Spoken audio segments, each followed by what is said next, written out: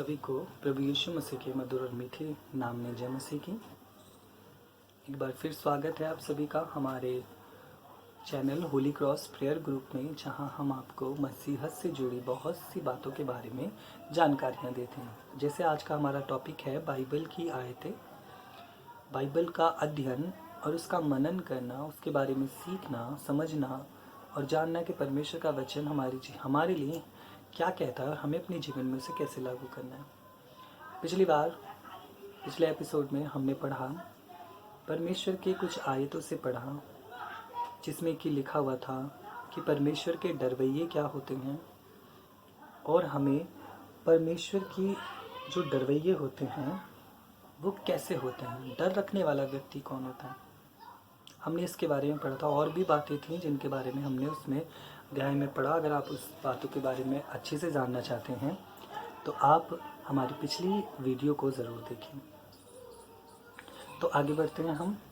हमने पिछले एपिसोड में पढ़ा कि परमेश्वर के डरवैये कौन होते हैं। जो परमेश्वर का डर मानते हैं वो परमेश्वर के डरवैये होते हैं। अगली आयत है हमारी भजन संहिता 34, उसका 15वां आयत। यहाँ पर लिखा हुआ है, साफ साफ परमेश्वर बताता है, यहोवा की आंखें धर्मियों पर लगी रहती हैं और उसके कान उनकी दुहाई की ओर लगे रहते हैं। देखिए, वचन कह रहा है कि यहोवा की आंखें उसके धर्मियों पर लगी रहती हैं और उसके कान उनकी दुहाइयों पर लगे रहते हैं। हम ये सोचते हैं कि परमेश्वर शायद हमारे लिए काम कर रहा है या नहीं कर रहा। हम लोग प्रार्थना कर रहे हैं, परमेश्वर को शायद सुनाई आ रहा है, नहीं आ रहा। परमेश्वर सुन रहा है या नहीं सुन रहा। परमेश्वर उसको पूरा कर रहा है या नहीं कर रहा। हम ऐसी ऐसी बातों को अपने मन में लेके चलते हैं। हमें प्रार्थना करना ज़रूरी है। हमें प्रार्थना करना ज़रूरी है। प्रार्थना करने के लिए हमें पहले धर्मी बनना ज़रूरी है। हमें पहले धर्मी बनना ज़रूरी है। देखिए, सब साफ साफ बोल रहा है कि यहोवा की आंखें धर्मियों पर लगी रहती हैं। हमें अपने मन में सोचना है, क्या हम धर्मी हैं? क्या हम धर्मी हैं?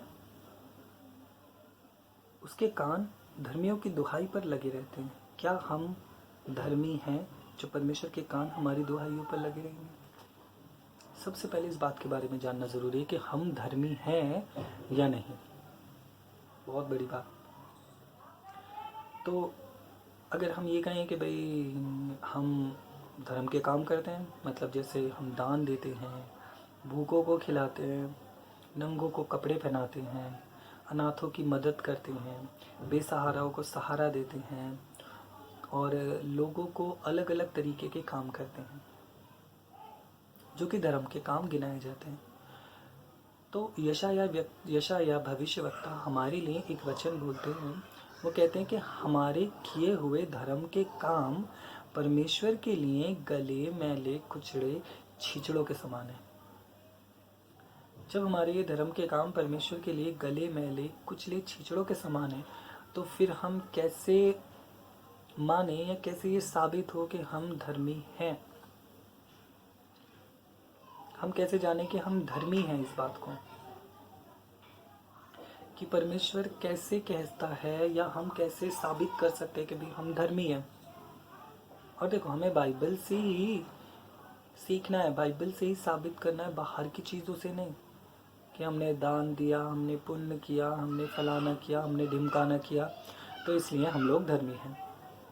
नहीं, हमें ये जानना है कि क्या हम परमेश्वर की नज़र में धर्मी हैं या नहीं। देखो, इंसान की नज़र में तो धर्मी बन जाओगे, लेकिन परमेश्वर की नज़र में धर्मी बनना ज़रूरी है। परमेश्वर की नज़र में धर्मी बनना है। इंसान की नज़र में धर्मी तो हर कोई होता है, क्योंकि जब आप कोई पुण्य का काम करते हैं, जब कोई आप धर्म का काम करते हैं, जब कोई आप ऐसा काम करते हैं कि जो लोगों को दिखता है कि ये धर्म का काम है, जैसे किसी भूखे इंसान को खिला देना, किसी गरीब इंसान को पैसे दे देना, कोई नंगा है तो उसको कपड़े पहना देना, कोई लाचार है तो उसकी मदद कर देना, कोई सहायता मांग रहा है तो उसको सहायता दे देना। जब आप ऐसा काम करोगे तो लोग इसे कहेंगे ये धर्म का काम है, तो शायद ये व्यक्ति धर्मी है। अगर धर्म के काम से इंसान धर्मी बन सकता तो चीता भी अपने ऊपर लगे काले धब्बों को धो सकता था। चीता भी अपने ऊपर लगे काले धब्बे को मिटाकर एक शेर बन सकता है, परंतु वो नहीं कर सकता। वो अपने ऊपर लगे काले धब्बों को नहीं मिटा सकता, चाहे वो अपने शरीर को कितना भी चाट चाट कर साफ क्यों ना कर ले, वो अपने काले धब्बे को नहीं मिटा सकता। तो इंसान अपने ऊपर लगे उन काले धब्बों को कैसे मिटा लेगा? धर्म के काम से। जो ये धर्मी वाले जो बोलते हैं ना कि धर्म के काम, इन कामों से तो नहीं मिटा सकता। अगर वो अपने उन गुनाहों को मिटा सकता है, उस काले धब्बे को धो सकता है, तो वो एकमात्र एक चीज़ है जिसका नाम है यीशु मसीह का लहू, जो हमें हमारे सारे पापों से शुद्ध करता है। लेकिन बात आती है हमारी घूम फिर कर इस बात पर कि हम धर्मी हैं तो कैसे बताएं? धर्म के काम से तो हम धर्मी साबित नहीं होते, क्योंकि ज़रूरी है कि परमेश्वर की नज़र में हमें धर्मी साबित होना है, ना कि इंसानों की नज़र में। अब परमेश्वर हमारे लिए क्या बोलता है कि हम धर्मी हैं या नहीं, हमें ये मालूम करना है। क्योंकि परमेश्वर का आयत कहता है परमेश्वर का नज़र सिर्फ धर्मियों पर लगा रहता है और उसका कान सिर्फ धर्मियों की दुहाई सुनने को लगा रहता है। अब भाई ये कैसे साबित हो कि मैं धर्मी हूँ? तो वो भी हम बाइबल से सीखेंगे कि बाइबल हमारे लिए क्या कहती है कि हम धर्मी हैं या नहीं, और अगर धर्मी है तो हमें धर्मी कैसे बना जाए या हम कैसे बन सकते हैं धर्मी। उसके लिए हम लोग पढ़ेंगे अपनी बाइबल में रोमियो की किताब, उसका 10वां अध्याय, उसकी 9वीं आयत से हम पढ़ना चालू करेंगे। एक एक आयत करके पढ़ेंगे और समझेंगे। लिखा हुआ है कि यदि तू अपने मुंह से यीशु को प्रभु जानकर अंगीकार करे और अपने मन से विश्वास करे कि परमेश्वर ने उसे मरे हुए में से जिलाया है, तो तू निश्चित उद्धार पाएगा। लिखा हुआ है कि अगर तू ये विश्वास करे, क्या विश्वास करे? यदि तू अपने मुख से, अपने मुंह से अंगीकार करे, बोले कि परमेश्वर ने, यहोवा परमेश्वर ने यीशु मसीह को मुर्दों में से जिलाया। हम इस बात पर विश्वास करना है कि मेरा यीशु जिंदा खुदा है, वो मर चुका था मेरे लिए, आज वो फिर जीवित है, वो फिर जी उठा था मेरे लिए।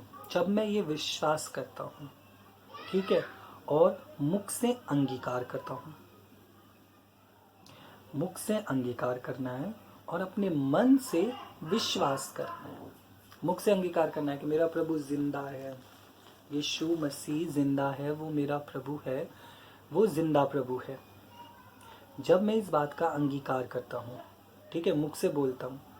किसी ने बोला, बहुत से लोग, देखो आजकल एक बहुत ज़्यादा ट्रेडिशन ये चल रहा है, ये बहुत ज़्यादा देखा जा रहा है मसीहों में कि क्या करते लोग बाग, मसीह यीशु मसीह को ग्रहण कर लेते हैं, एक विश्वासी बन जाते हैं, यीशु मसीह को ग्रहण कर लेते हैं। लेकिन कुछ लोगों के पूछने पर, जब कुछ लोग उनसे पूछते हैं कि क्या तुम यीशु मसीह को मानते हो, क्या तुम विश्वासी हो, तो वे लोग उनके सामने परमेश्वर का इनकार कर देते हैं कि नहीं, हम यीशु मसीह को नहीं मानते। तुम शाम के टाइम में कहाँ जाते हो? संडे के दिन तुम डेली 12 बजे से जाते हो, कहाँ जाते हो? 2-2:30 बजे तुम आते हो, कहाँ जाते हो इतनी देर तक? चर्च में जाते हो कहीं? क्योंकि यहाँ के चर्च में 12 बजे से प्रार्थना होती है, तो तुम चर्च में जाते होगे। तो व्यक्ति बोलता है, जो यीशु मसीह को मानते हैं, जो रियली चर्च में जाते हैं, वो लोग बोलते हैं नहीं नहीं नहीं, हम चर्च नहीं जाते, हम तो ऐसे ही घूमने फिरने जाते हैं, संडे का दिन है तो बाज़ार में चले जाते हैं। मतलब वो अपने मन से यीशु मसीह का इनकार कर देते हैं। वो ये कहने के बजाय कि हम यीशु मसीह को मानते हैं, यीशु मसीह प्रभु पर भरोसा करते हैं, वो ये कह देते कि हम नहीं जानते, हम यीशु को नहीं जानते, हम उसको नहीं मानते। इस तरीके का अंगीकार अपने मन से कर देते हैं, जो कि सबसे बड़ी गलत बात है। ये इनकार कर देते अपने मन से कि मैं नहीं जानता यीशु मसीह को, मैं नहीं मानता। ये वाली बात जब हम बोलते हैं तो हम यीशु मसीह का इनकार करते हैं। और परमेश्वर का वचन कहता है कि पहले अंगीकार करो। कोई भी पूछता है, जी हाँ हम यीशु मसीह को मानते हैं, वो एक जिंदा प्रभु है, वो एकमात्र खुदा है, एकमात्र प्रभु है, हम उसको मानते हैं, उसकी ही उपासना करते हैं, उसी को दंडवत करते हैं। जब हम अपनी जुबान से ये अंगीकार करते हैं और अपने मन में ये विश्वास करते हैं कि यीशु मसीह जिंदा हुआ मेरे लिए, क्या करते हैं मन से, और अपने मन में विश्वास करें कि परमेश्वर ने उसे मरे हुओं में से जिला दिया। ये मेरे मन का पक्का विश्वास होना चाहिए, अटूट विश्वास, ऐसा विश्वास जिसको कोई तोड़ ना सके कि यीशु मसीह मुर्दों में से जी उठा। ये विश्वास मेरे मन के अंदर होना चाहिए। अगली बात पढ़ते हैं। उसने अगली बात में हम साफ साफ पढ़ते हैं। देखिए, धर्मी इंसान कैसा होगा। देखिए, गौर से ध्यान के साथ इस आयत को पढ़िएगा, क्योंकि धार्मिकता के लिए मन से विश्वास किया जाता है और उद्धार के लिए मुंह से अंगीकार किया जाता है।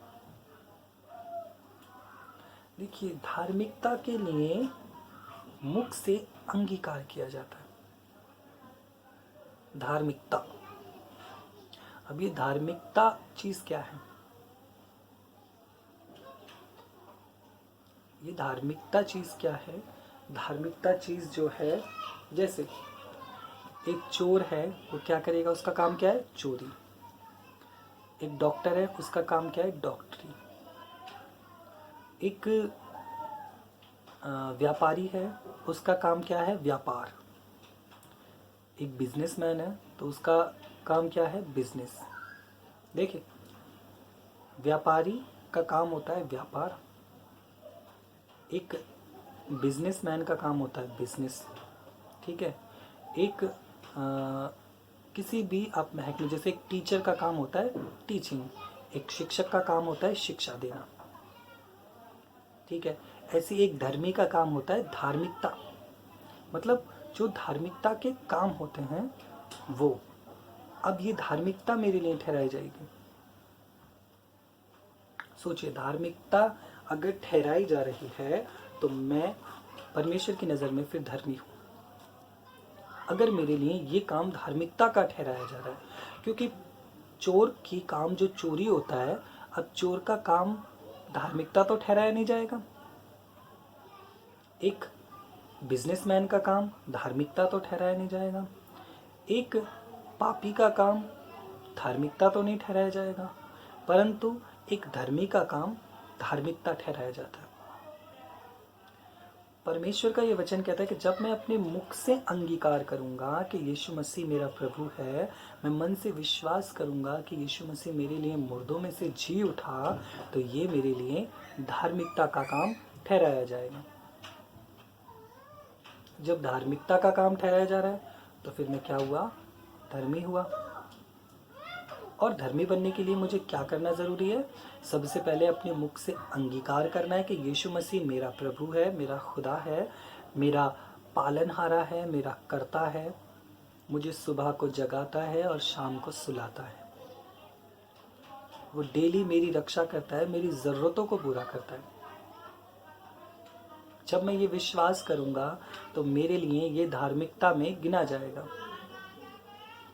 परंतु अगर मैं ये विश्वास नहीं करता तो ये मेरे लिए धार्मिकता में नहीं गिना जाएगा। फिर मैं कितना भी चर्च के चक्कर लगा लूँ, कितना भी मैं कोरस गा लूँ, कितना भी मैं हालेलुया कर लूँ, कितना भी मैं प्रार्थनाएं कर लूँ, जब तक मैं अपने मन में ये विश्वास नहीं रखूँगा कि यीशु मसीह मेरे लिए मुर्दों में से जी उठा, मेरे लिए वो मारा गया, गाड़ा गया, फिर दोबारा जी उठा, मैं उस पर विश्वास करता हूँ, अपने मुख से अंगीकार नहीं करूँगा, तब तक मेरे लिए ये धार्मिकता नहीं ठहराई जाएगी। और जब मैं ये विश्वास करूँगा और अपने मुख से अंगीकार करूँगा तो ये मेरे लिए धार्मिकता ठहराई जाएगी। और धार्मिकता ठहराई जा रही तो मतलब मैं धर्मी हूँ, और अगर मैं धर्मी हूँ तो मेरे ऊपर परमेश्वर की नज़र लगी रहेगी।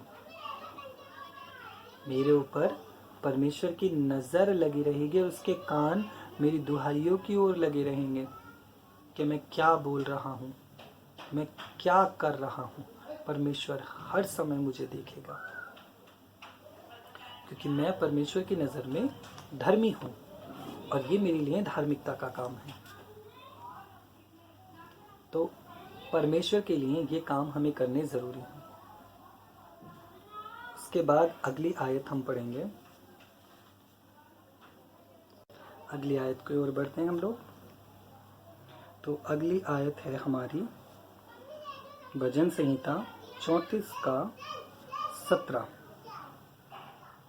भजन संहिता 34 का 17। धर्मी दुहाई देते हैं और यहोवा सुनता है और उनको सब विपत्तियों से छुड़ाता है। मतलब धर्मी दुहाई देते हैं। अब देखिए, धर्मी दुहाई देते हैं, मैं भी दुहाई देता हूँ, आप लोग भी दुहाई देते। परमेश्वर हमारे जीवन में ये कमी है, ये घटी है, ये दिक्कत है, ये परेशानी है, हम इस तरीके की दुहाई परमेश्वर को देते हैं। ये जो प्रार्थनाएं होती हैं, जिसको हम कहते हैं ना नम्र दिल से, रोते हुए दिल से करना, प्रभु मेरे इस काम को कर, प्रभु मेरे इस, हम दुहाई दे रहे परमेश्वर को, हम परमेश्वर से बातें कर रहे, परमेश्वर को समझा रहे हैं, और परमेश्वर हमारी उस काम को, हमारी इस बातों को सुनता है और उनकी सब विपत्तियों से उन्हें छुड़ा लेता है। यदि हम धर्मी हैं परमेश्वर की नज़र में, अगर हम धर्मी हैं तो हमें हमारी सारी विपत्तियों से छुड़ाने की ताकत परमेश्वर रखता है। हमें परमेश्वर पर विश्वास करना होगा। हमें ये विश्वास करना होगा कि परमेश्वर ही एकमात्र खुदा है जिसने इस धरती, आकाश और उसमें दिखने वाली हर एक चीज़, देखी और अनदेखी हर एक चीज़ को परमेश्वर ने बनाया है। क्योंकि वो धर्मियों पर नज़र रखता है और उनकी दुहाइयों पर कान लगाता है। देखो साफ लिखा हुआ है, धर्मी लोग दुहाई देते हैं। और पीछे हमने क्या पढ़ा था कि उसकी आंखें धर्मियों पर और उसके कान उसकी दुहाइयों पर लगे रहते हैं। तो यदि हम धर्मी हैं तो उसके कान हमारे ऊपर लगे रहेंगे।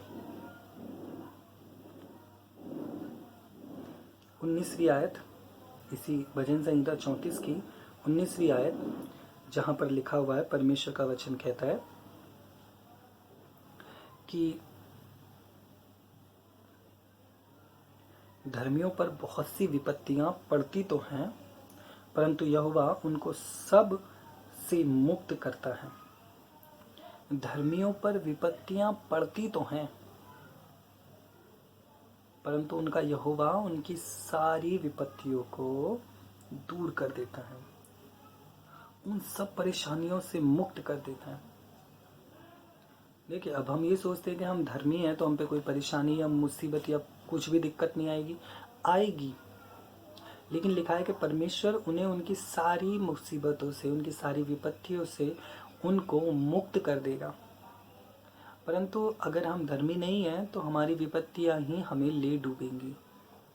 यदि हम धर्मी हैं तो परमेश्वर हमें हमारी उस विपत्ति से छुड़ाने की ताकत रखता है, और लिखा है वो उनको उनकी उन सब विपत्तियों से मुक्त कर देता है।